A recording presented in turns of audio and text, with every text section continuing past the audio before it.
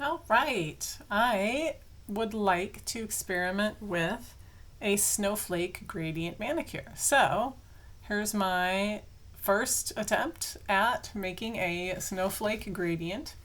I decided to go ahead and paint my nails white because I want the gradient to be in blue. And I tested this out first, trying a couple different combinations, and my favorite was white. With nail stamping, I like a lot of space in a stamp, and I like it to be bright and with a lot of contrast sometimes, and that's my mood right now. So I've got Maniology M341, a Christmas stamp, and I am excited to give this snowflake business a try. So, gradient from the videos I've seen on YouTube. Thank heavens for YouTube. It's been very good for my creativity of experimenting. The secret to the gradient is plopping some nail polish and not being too shy about the amount of polish you're putting on your stamp. So I've put a generous amount of light blue there, and I'm putting a generous amount of slightly darker blue here. I've got my scraper card, and you're supposed to go a couple of times to help the gradient blend in. So now I've got my stamp, and that looks like a pretty cute gradient. And on the nail it goes.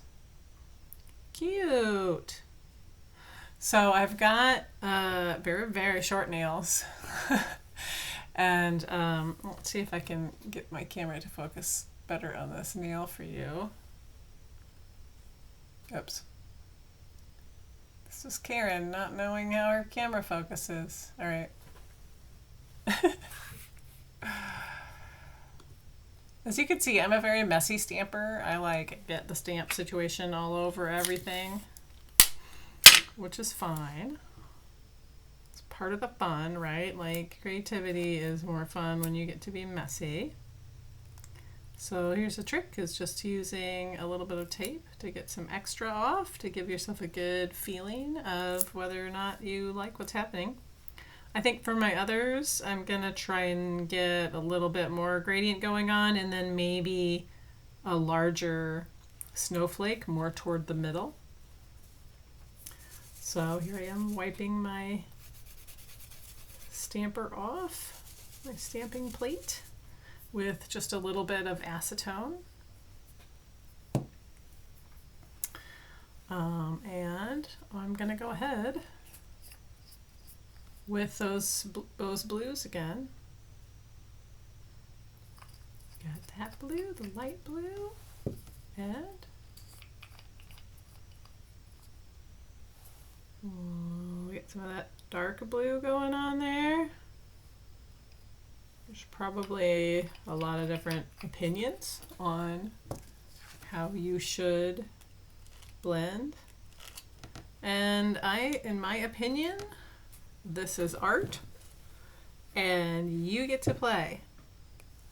So you do whatever seems the most fun to you, I think.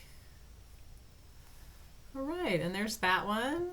Yeah, that's looking really cute. Really liking it. Awesome. Okay, so wiping it off again. Just so you can get the whole process here, showing you every step that I do when I am enjoying a little bit of creativity time. This is just me putting some acetone on my cleaner. Right. And my stamps are dirty, so I'm going to, or my stamping, what do they call these? I don't know. My silicone thing I pick up, stamper head, I guess. My stamper heads are dirty, so they're really easy to clean. Just using my tape on here, which is cleaner than, or better for the stamper than using acetone, which will just cause them to become cloudy. Some people like that, I've heard from listening to the interwebs. Some people really enjoy having that sort of more rough surface of a stamper that's been treated with acetone. I haven't tried that yet. I'm brand new to stamping, so I'm still learning and figuring out how I want to even, as my students say at Iowa State University. But learning how to even.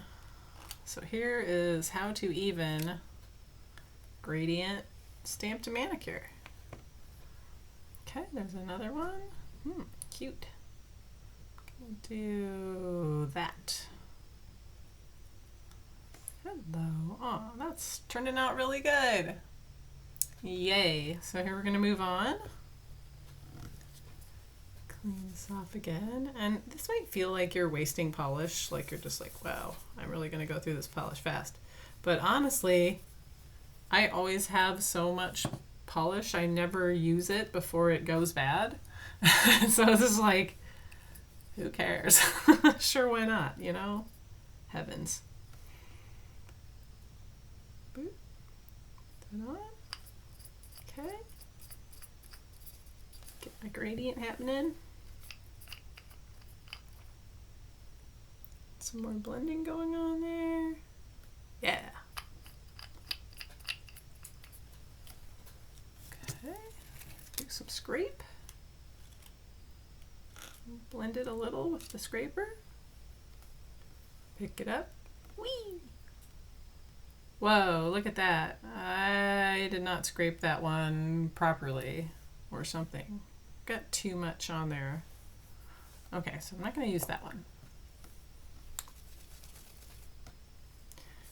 And when I first started stamping, I was like, oh man, I'm going to have to clean my plate every time. How annoying. But it actually hasn't. It gives me a good time to just sort of think in between how I want to do my next stamping. Because once the polish is on there, you've got to be pretty quick about picking it up, unless you're doing a technique called reverse stamping, which you don't really have to worry about picking it up so quickly because you're going to do some continual painting on the stamper head with your design as part of it. So, okay, here we go again.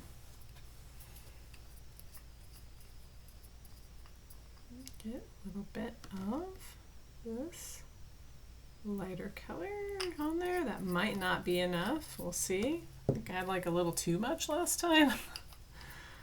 So it was a little like, whoops. Okay, is that?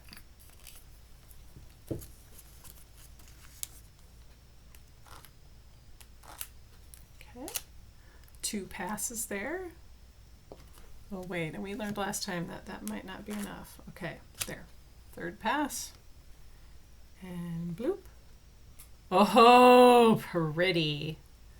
Wow, that looks great. That looks so good. I'm going to put that one right here on the thumb because I want to get as much as that captured as possible. Wow. Look at that. Gorgeous. Cool. Okay, so I only have 1 fingy left to go on this hand for my little snowstorm.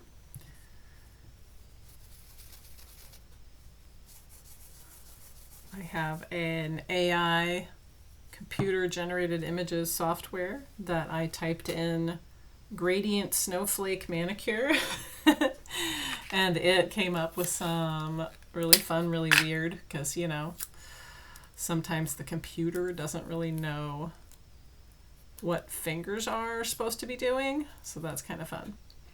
But yeah, I looked at the interesting options the computer made for a gradient manicure. It's kind of fun.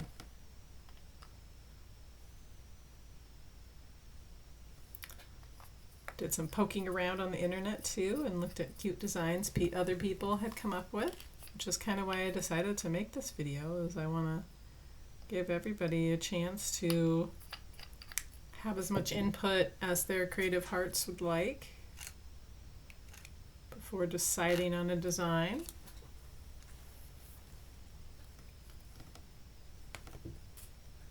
Woo. Whoa, that one turned out great. I'm going to put that on my other thumb. Even though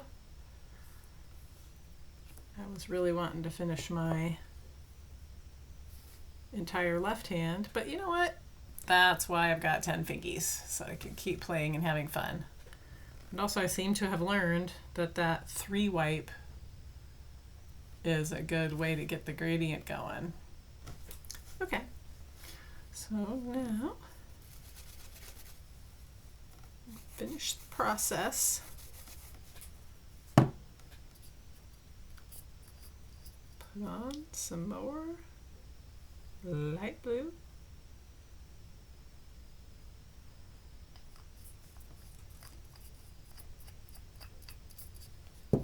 Slightly darker blue.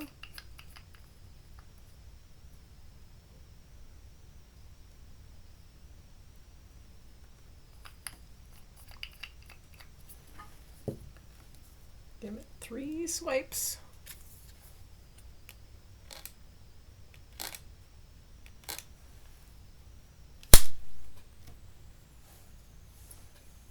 Oops, forgot to clean off my stamper head.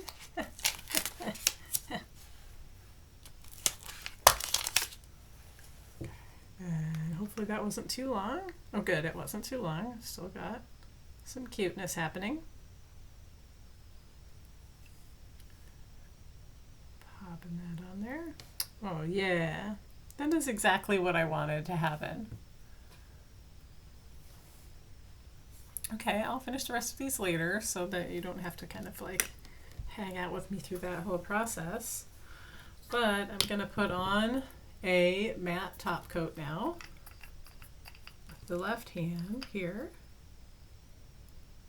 And then I'll show you how I clean things up. So put the matte top coat on because I don't really want them to be super shiny because they're already white. So I'm hoping for a little bit less shiny. Although I'm seeing like maybe I'm detecting a little bit of smudging. Not really. I was a little worried about the smudging, but I don't think it's actually smudging. I do this one before I do the other one. Since that one is fresher and newer. And maybe then I'll do the other hand in the smudge-free top coat and see if there happens to be any kind of difference. So I wonder if I'm not smudging it a little with this matte top coat. I don't know, it still looks pretty darn cute. Okay, and so then doing a little bit of the cleanup here. And you know, I can just wait for this to wear off. Or wash it off in the shower or whatever, but I have a lot of tape and tape works fine. So I can just put it here and boop, off it comes. So I just clean it up that way. So you can see I'm a very messy nails person.